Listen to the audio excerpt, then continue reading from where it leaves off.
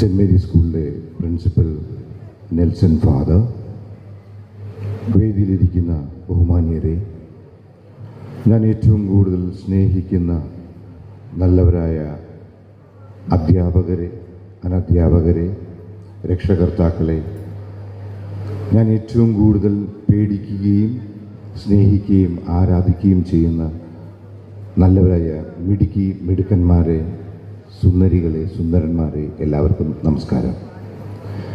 ഇന്ന് ലയൺസിൻ്റെ ഈ ഒരു പ്രോഗ്രാം, ദാറ്റ് ഈസ് ദി സ്പർശം എന്ന യുവജനോത്സവം, സർഗോത്സവം പരിപാടിയുമായി അനുബന്ധിച്ച് ഇവിടെ വരണമെന്ന് എന്നെ വളരെ മുമ്പേ തന്നെ വിളിച്ചത് ലയൺ ശ്രീ സുനിൽ കുമാറാണ്. സാധാരണഗതിയിൽ ഒരു പരിപാടിക്ക് വിളിക്കുമ്പോൾ പെട്ടെന്ന് നമുക്ക് സമ്മതിക്കാൻ പറ്റാറില്ല, സിനിമാ വ്യവസായവുമായി ബന്ധപ്പെട്ട് പ്രവർത്തിക്കുന്ന വ്യക്തികളെ സംബന്ധിച്ചിടത്തോളം. എന്നാൽ രണ്ട് കാരണങ്ങൾ എന്നെ തീർച്ചയായും ഇത്തരത്തിലെ പരിപാടികൾക്ക് വരുന്നതിന് കൂടുതൽ പ്രചോദനം നൽകിയിട്ടുണ്ട്. വിളിച്ചപ്പോൾ തന്നെ ശ്രീ സുനിൽകുമാർ എന്നോട് പറഞ്ഞു, പിറ്റേ ദിവസം രാവിലെ വീട്ടിൽ വരാമെന്ന് പറഞ്ഞു.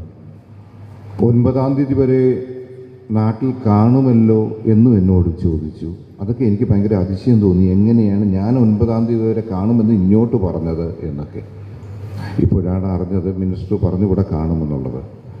എന്തായാലും 9-ാം തീയതി ഇലക്ഷൻ ആയതുകൊണ്ട് അതുവരെ പല കാരണങ്ങളാൽ ഇവിടെ നിൽക്കേണ്ടതായിട്ടുണ്ട്. ഞാനിവിടെ വരാമെന്ന് തീരുമാനിച്ചതിൻ്റെ ഏറ്റവും പ്രധാനപ്പെട്ട ഒരു കാര്യം, the venue that you selected, അതാണ് ഏറ്റവും പ്രധാനപ്പെട്ടതിൽ ഒരു കാര്യം.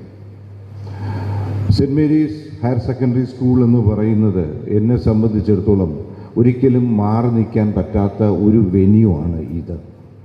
ഇവിടെ ആദ്യമായിട്ടല്ല ഈ വെന്യൂവിൽ വരുന്നത്. നെൽസൺ ഫാദർ തന്നെ എനിക്ക് തോന്നുന്നു 2-3 തവണ എന്നെ ഇതിനുമ്പ് ഇവിടെ വിളിച്ചിട്ടുണ്ട്. It's an awesome auditorium.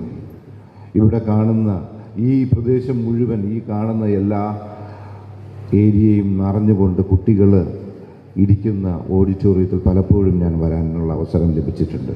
Because I love talking two or having N oration with the children എന്നുള്ളതാണ്. ഇതിന് ഉദ്ഘാടന കർമ്മം നിർവഹിക്കുന്നതിനായി ഏറെ സ്നേഹത്തോടെ ശ്രീ സുധീർ കരമന അവர்களെയും DG ടീമിനെയും ഈ വേദിയിലുള്ള പ്രിയപ്പെട്ടവരെയും council secretary lion James Valappila, ഏറെ ബഹുമാനായ